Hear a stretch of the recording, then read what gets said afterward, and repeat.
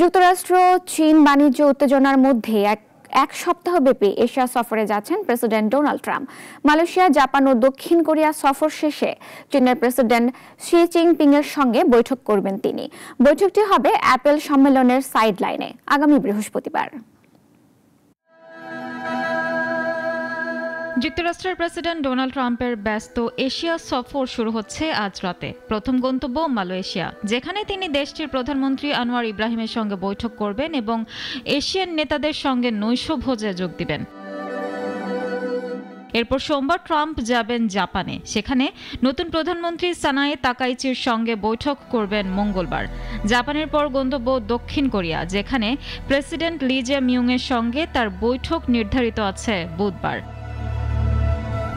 তবে সবচেয়ে আলোচিত বৈঠকটি হবে বৃহস্পতিবার দক্ষিণ কোরিয়ায় অনুষ্ঠিতব্য অ্যাপেক সম্মেলনের সাইড লাইনে চীনের প্রেসিডেন্ট শি জিনপিং এর সঙ্গে।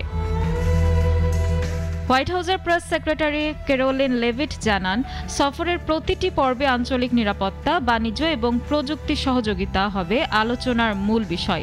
দক্ষিণ কোরিয়ায় ট্রাম্প অ্যাপেক সিইও সম্মেলনে মূল বক্তব্যও দিবেন। তবে চীন সফর ঘিরে অনেক অনিশ্চয়তা ছিল।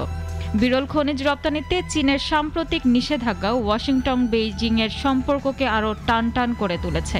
প্রতিক্রিয়ায় ট্রাম্পও দিয়েছেন শুল্ক বাড়ানোর হুঁশিয়ারি। তবে হোয়াইট হাউস বলছে ট্রাম্প এখনও আশাবাদী, আলোচনার মাধ্যমে চীনের সঙ্গে নতুন একটি বাণিজ্য চুক্তির পথ খুলে যেতে পারে।